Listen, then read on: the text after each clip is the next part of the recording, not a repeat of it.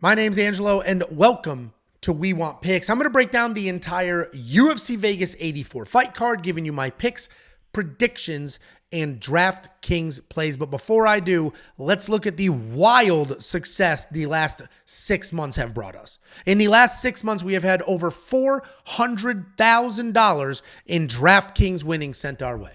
These are from premium members. These tickets are only from premium members. These are people that have gone to WeWantPicks.com. They pay the $10 a month. They unlock the optimizer. They unlock all the DraftKings tools and insight, and it is working. The wild success. I don't think you recognize how insane this is that one single community has put up these kind of numbers. $410,000 in winnings over a couple of months is absolutely insane. We are very proud of our community. We are very proud to be offering this service and giving them tools to help them win this kind of money. The goal this year is to get this as close to $1 million as possible, and that's not an unreasonable goal considering how well the last couple of months have gone.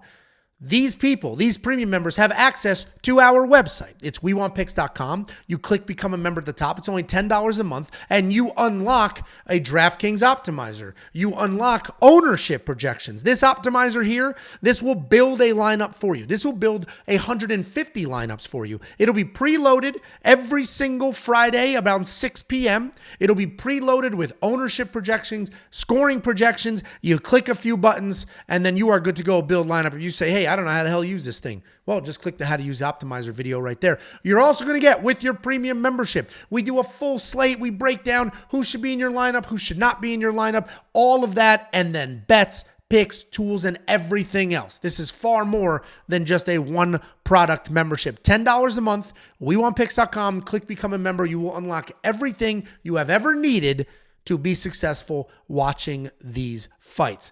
Let's go ahead and break down this card. We're back, baby. We're back. Fights are back, and I'm excited for it. It'll be nice to curl up on the couch and watch some fights on what in North Texas will be an insanely cold Saturday afternoon. But let's go ahead and break down this card. We have 12 fights. We had 14. The 2 women fight dropped. We are down to 12.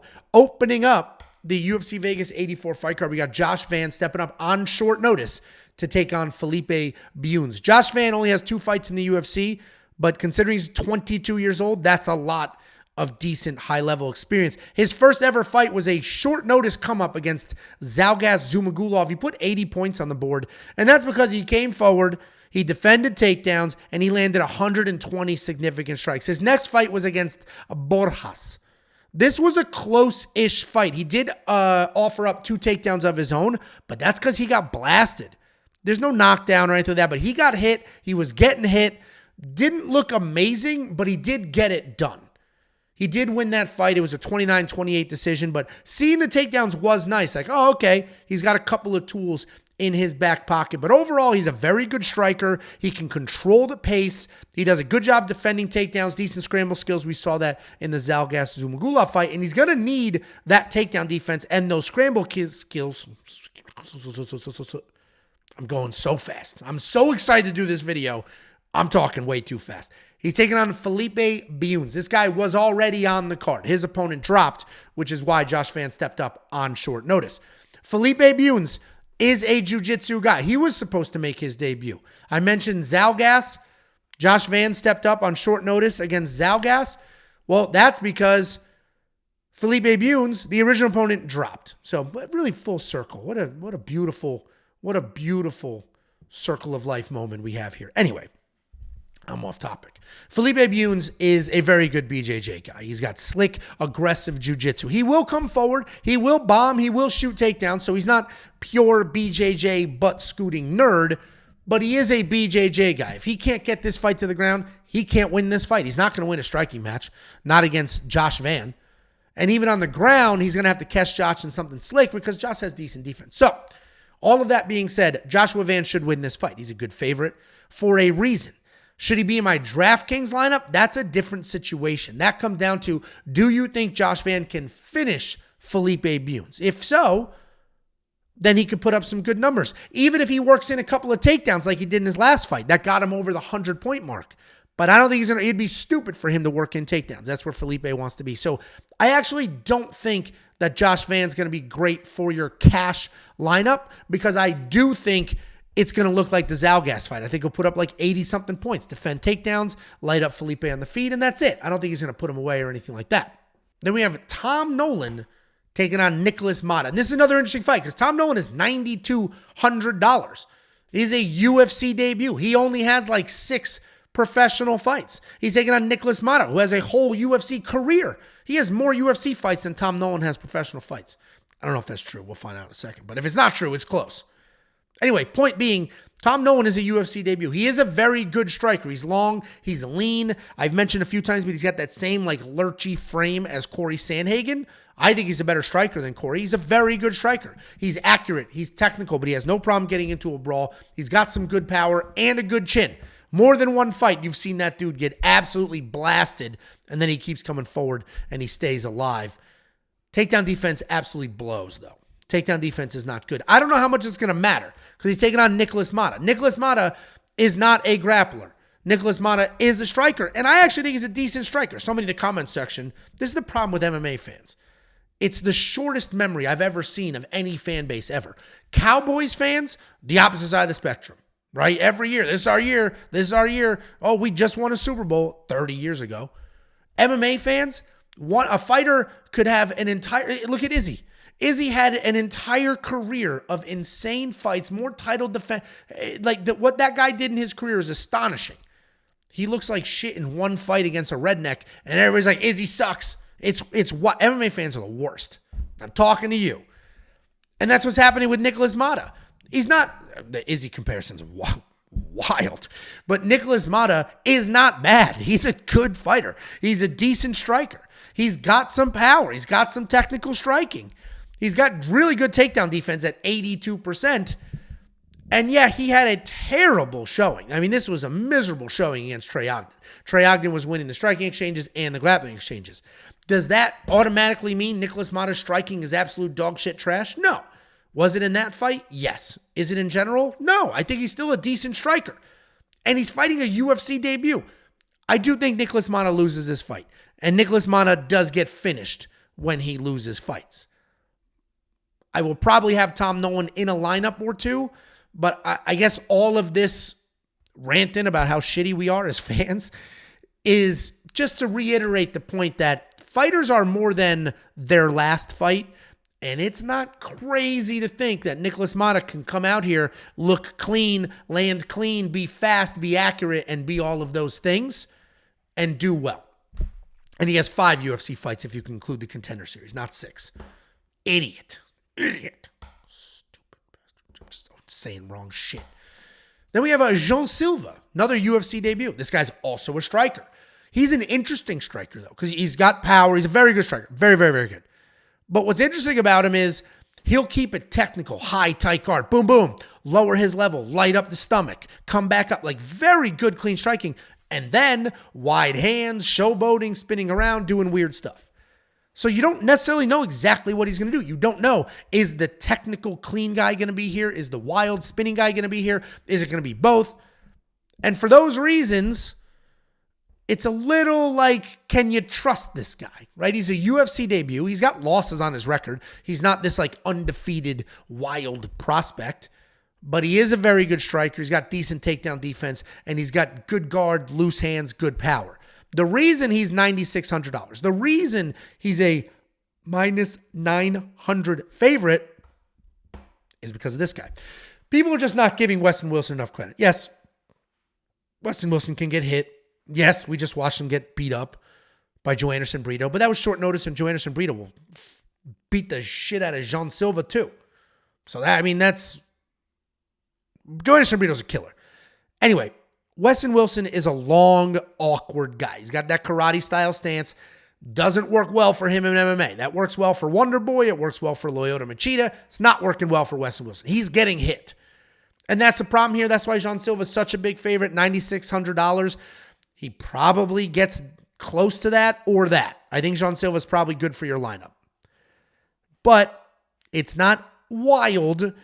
Minus 900 is way too wide because it's not wild to think that Westin Wilson could somehow get this to the ground If Jean Silva's dancing around, doing his fancy stuff, trying to be fun, and Westin Wilson somehow gets it to the ground and submits him. This guy is long, he's tricky on the ground, and he can make stuff happen. All that being said, I think Jean Silva, especially for a DraftKings, I'm not spending that money in real life. Minus 900 is nuts. In a DraftKings lineup, I think he's a pretty safe play. The ownership projections will be interesting when we release those. We literally have the best ownership projections in the game. That's an objective fact. When those get released later today, I'm curious to see what the numbers are for Jean Silva. But he's going to win. He should probably be in your lineup. Then we have a very interesting fight. We have Farid Basharat taking on Taylor Lapilus. This is one of the more divisive fights of the week. The comment section is loaded with people saying Taylor by KO, as well as Farid by KO. People are split down the middle. First of all, neither one of these guys are winning by knockout. Neither one. All the Taylor by KO people, you want to say Taylor's going to win, then he'll point fight his way to win. He's not knocking anybody out. Anyway, Farid Basharat, this guy's a very good striker and a very good wrestler. He doesn't use the offensive wrestling all the time. Many times he'll just use defensive wrestling, but he's a very good wrestler. He's got that taekwondo striking style. Not a ton of power, not really a finisher. He is coming off this finish over Rodriguez, but that was a submission, had a couple of takedowns. He's got great control, which is why you see somebody like him with 3 takedowns, 2 takedowns instead of 8 or 9, like when we get to Ricky Simone. But I do think Farid Basharat's a very good fighter. I do think he wins this fight. I do not think he's worth the money. $8,900. Dude put up 82 points in this decision win. Yes, he put up 112, but that was a first-round submission. He's not getting a first-round submission here. That's not happening in this fight because he's fighting Taylor Lapilus. Taylor Lapilus is very good. He's a technical striker, has 1 freaking knockout. All the Taylor by KO people need to shut up and be reasonable and realistic.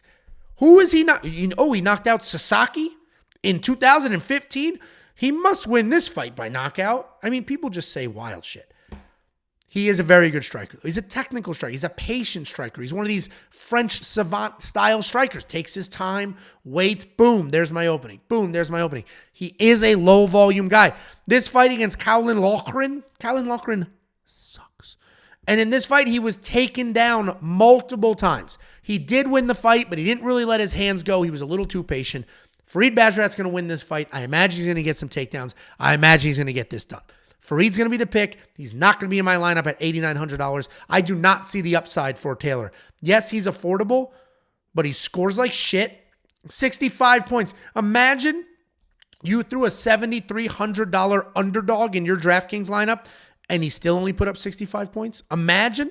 This guy's a terrible, terrible DraftKings play, and he should be nowhere near any of your lineups. He should be the lowest owned fighter in this card, and if he's not, what the hell are people doing? Marcus McGhee versus Gaston Bolanos. Marcus McGhee, $9,100. That feels appropriate because he gets there.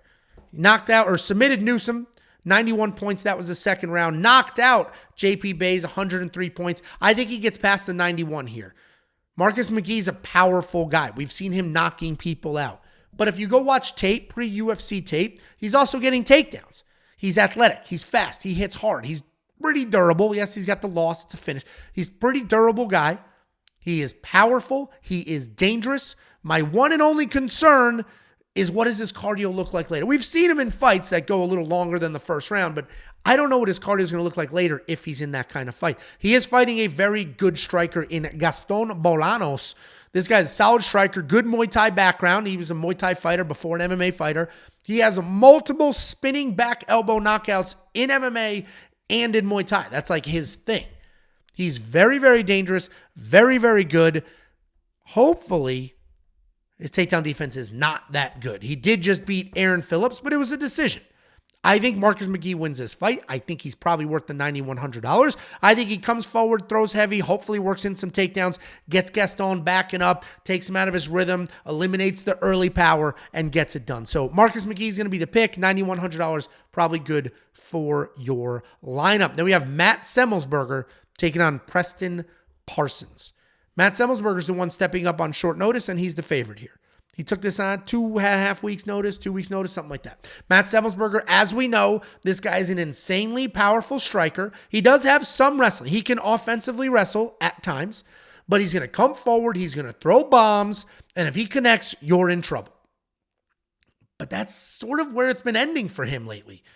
Jeremiah Wells, he almost had Jeremiah Wells down and out. 2 knockdowns. If you watch the fight, it looked like there was 12. He almost had Jeremiah Wells down and out multiple times. But Jeremiah weathered that storm, got his takedowns going, and just took him down took down Matt Semelsberger 6 times and got it done. Matt Semelsberger's takedown defense is only 50%. And that is the issue here. Even Uros Medic, a striker, took down Matt Semelsberger. Now, Semelsberger did drop him. I mean, this dude has... How many fights does he have? He has 10 knockdowns in 9 UFC fights. It's got to be some sort of record or close to it. It's insane the power that he possesses. That is what's concerning here because he's fighting Preston Parsons. Preston Parsons is an absolute ass striker. He just is. He's not a good striker. He just isn't. But he's a non-stop grappler. He can get the takedowns. He will just continue to come forward, diving at legs. Very, very dangerous submission guy. He has 9 submissions in 10 wins. And we did see how tough he is. Yes, Rodriguez got him out of there in 2021, but we have seen how tough he is. When he fought Trevin Giles, he had some takedowns, had a knockdown, not really registered point-wise, but he did have a knockdown, and he had him in some very real trouble.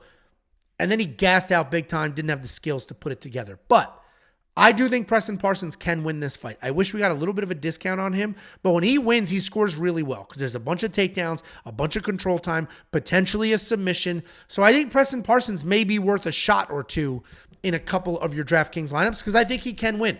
With that being said, Matt Semelsberger should be in a lineup or two as well because at $8,400 with that power in his hands, he could absolutely be in an optimal lineup. So this is sort of a pick your side. And if you have multiple entries, if you're chasing that big payout and you have these large field tournaments, you should have exposure to both of these fighters because whoever wins should score pretty well. Then we have Waldo Cortes and Andrei Arlovski, $9,500. He should probably be in your lineup. It'll be between him and Jean Silva, honestly. And Jean Silva's probably the safer play because he has the easier opponent. But Waldo Cortes-Acosta, he did just put up 106 points in his only UFC finish. But he's a very good striker. Former baseball player, very good striker. He throws heat. He's very athletic. He will dance in the middle of the octagon. And he's overall a very well-rounded guy. Decent takedown defense. He lands an incredible 7 significant strikes per minute, so he's got high volume, and we know he has power. The way he hit Lucas Bresky in this fight, I hope he does not hit Andrei Arlovski like that, because we all love Andrei Arlovski, former world champion, one of the best to ever do it at heavyweight. I don't want to see him go out the same way Lucas Bresky just did, but Waldo Cortes should win this fight. Waldo Cortes will cover his salary because he, in all likelihood, is going to win by finish, because Andrei Arlovski is 45 years old. He's like 44 in 11 months. This guy's 45 years old. He is the former heavyweight champion of the world. Look at this. In 2000, he made his UFC debut. It's 2024.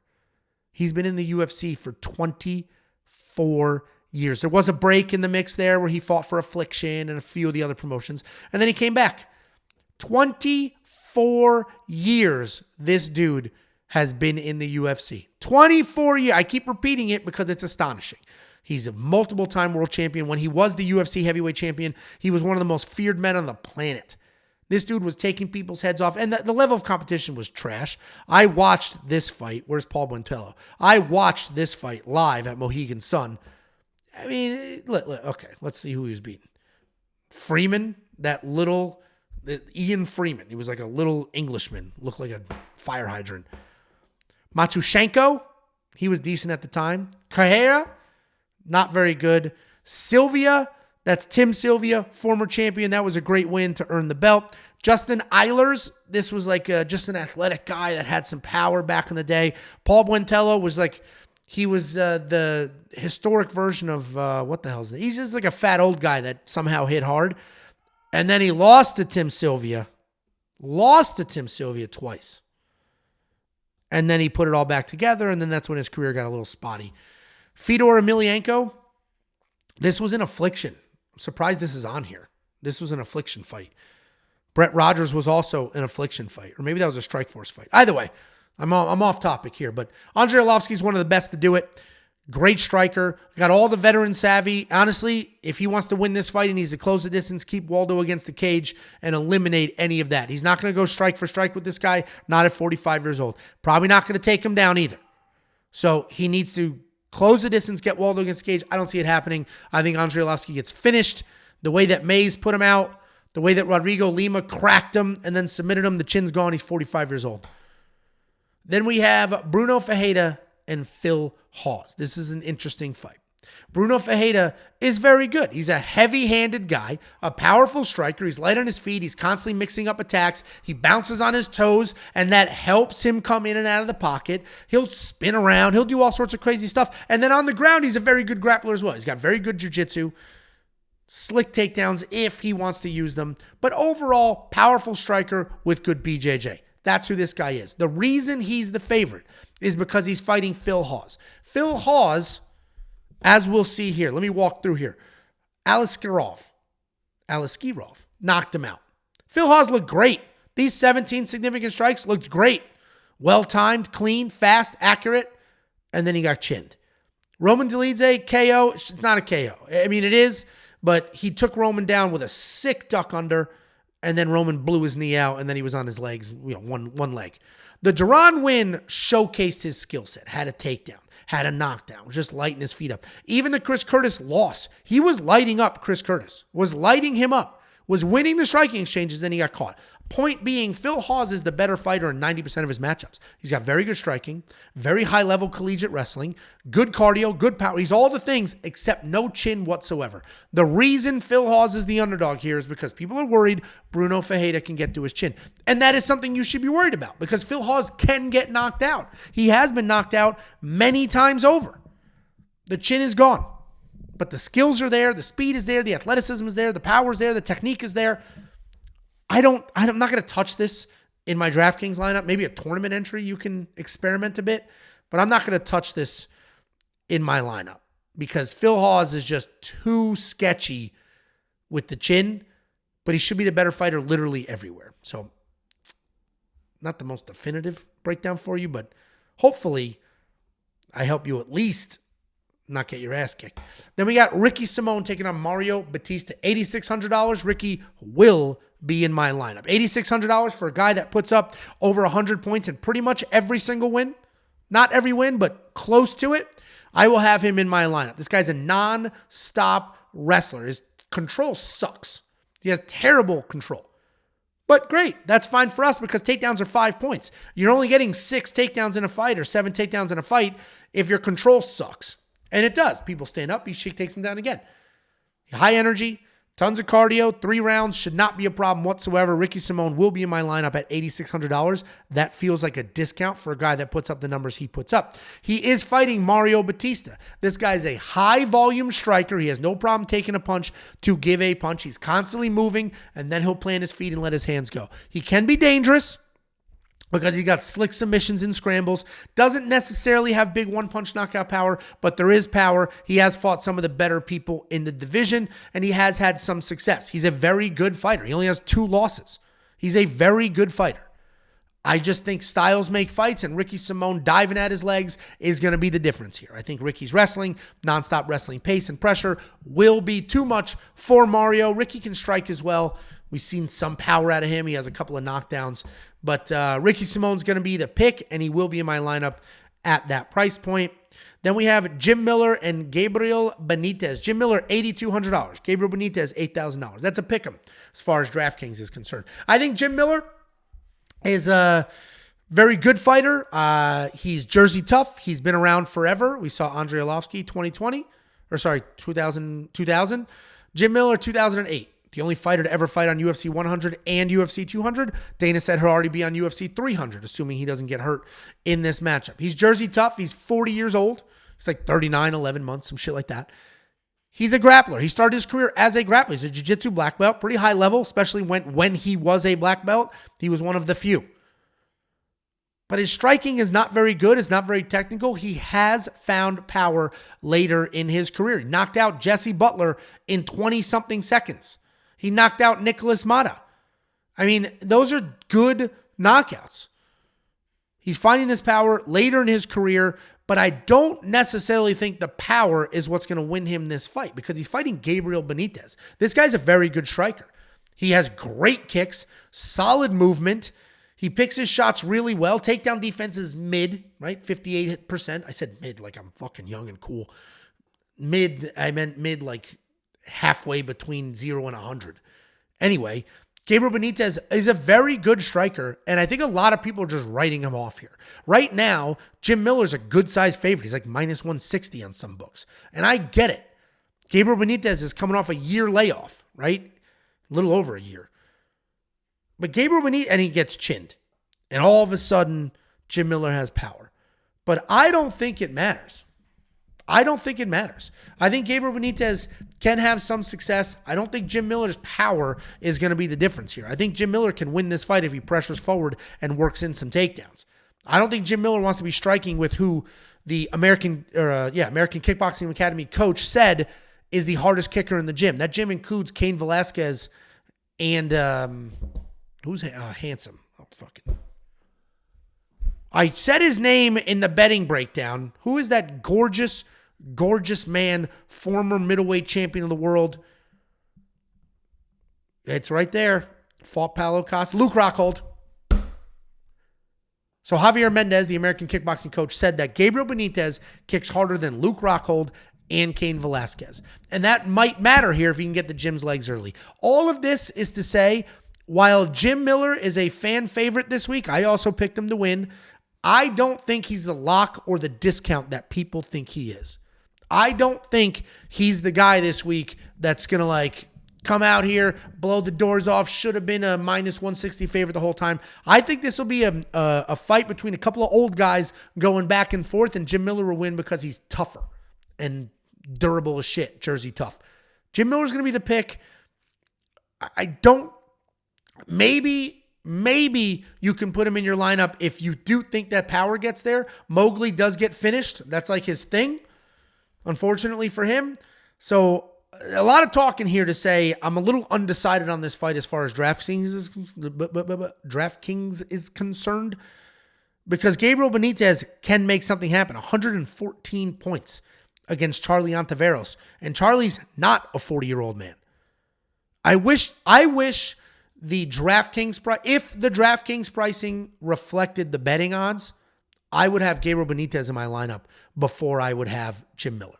Okay? Hopefully that helps you and guides you like Pocahontas. I don't know what the fuck I'm talking about anymore. Then we have the co-main of the evening. We got Manel Kape, Matheus Nicolau. This is a rematch. You can see here, Manel Kape lost that fight, only scored 28 points. He landed 61 significant strikes, and that's it. He was taken down a couple of times, landed some strikes. A lot of people think he won that fight. Even if you think he won that fight, the most amount of points he would have put up was 58. If I drafted a guy at $8,700 and he scored 58 points in my DraftKings lineup, I'm pissed. But with that being said, Manel Kape's a very good striker, very good, powerful guy. He's explosive. His biggest issue is he can be tentative. He can wait. He's a little patient, but he is powerful. He is very technical, and he can make stuff happen. The first fight, the success came because Nicolau had a couple of takedowns. Go here to Manel Kape. Nicolau scored 71 points. Even if you take 30 away from him, that's 41 points. And the reason I did this is because a lot of people were like, oh, I think Manel Kape won that first fight. I don't think Manel Kape won that first fight. I don't know how he won that first fight. He got taken down twice, gave up a good amount of control time. The striking was basically, you could tell Manel was probably the better striker, but it's MMA. It's not a kickboxing match. And Matheus Nicolau had a couple of takedowns. I do think Manel wins this rematch. The reason I think he wins the rematch is we just watched Matheus Nicolau get absolutely flatlined in, I think, 1 second. Just absolutely put out flatlined. I think he's going to fight a little nervous, a little conservatively. He's been chinny in the past, but this time straight up out unconscious. And Manel Kape hits very, very hard. I could see Nicolau just diving at legs constantly, trying to get well out of the danger zone and just grapple. Manel Kape, the problem is, if we're talking about should he be in your lineup, the problem is he's $9,000. And yes, he covered that salary against Ode Osborne because he knocked him out early, even though he was losing. He obviously finished Zhalgas Zhumagulov. He put up those points. But in his decisions, he does not put up a ton of points. I don't know if he should be in your lineup. I personally would say Manel should be your fade of the week here because I think that Matheus Nicolau is going to be diving at legs the whole time. And I think that Manel can still win this fight, defend some takedowns, have some success striking. I think as the fight goes on, he'll be less and less dangerous. And I think early in the fight is just Matheus wrestling nonstop. So I think $9,000 is too much to spend. And I think we may end up with like a 72-point decision win from Manel Kopp, similar to when he fought David Dvorak. So Manel Kopp will be my fade. I am not going to spend the $9,000 on him, even though I do think he wins this fight. And then we have the main event of the evening. We have Magomed Ankalaev at $9,400. This is another tricky fight because he should also be faded at $9,400 because let's look at the last time he went 5 rounds. The Blachowicz one, let's say they gave him a decision. So that's 114 points. Okay, not bad. But then if we go back against Thiago Santos, 80 points in 5 rounds. This could look like that. He could work in some takedowns because he doesn't want the range. He doesn't want the danger of Johnny Walker. But Magomed Ankalaev, skill for skill, is one of the better light heavyweights on the planet. He's a good striker. He's a good wrestler. He can manage range because he's long and lean. Problem is he's not dangerous at all. He's not dangerous at all. You're going to see, oh, well, but he finished Anthony Smith. No, he didn't. Anthony Smith finished himself when he blew his ankle out. Magomed Ankalaev is not very, very dangerous. But he does have wrestling credentials, and we may see that here because he is fighting Johnny Walker. Johnny Walker, massive 6'6". He spins, he flips, flying knees, he swirls, he does all the things. He's insanely dangerous, not the most durable guy on the planet, but is one of the most dangerous guys on the planet. We watched part of this fight already, and Ankalaev did not like the range, so he closed the distance and got a takedown. I think that's what this fight is. I think it's a boring fight. I think Ankalaev is just going to be closing the distance, and I think it's probably going to be closer to a decision if it's not a decision. So I'm not going to have Ankalaev in my lineup. If you're shooting for the stars, you're building these 150 lineups to chase a $100,000 payout, you should have Johnny Walker in a few of those lineups. Look how dangerous he is. Look how dangerous he is. Submission, knockout, knockout, knockout, knockout, knockout. I mean, he's insanely dangerous. He's got all the power. He can snatch things up. He's wild. He's fun to watch. This is a good main event. I am looking forward to it, guys. That is the breakdown. Become a premium member. Go to WeWantPicks.com.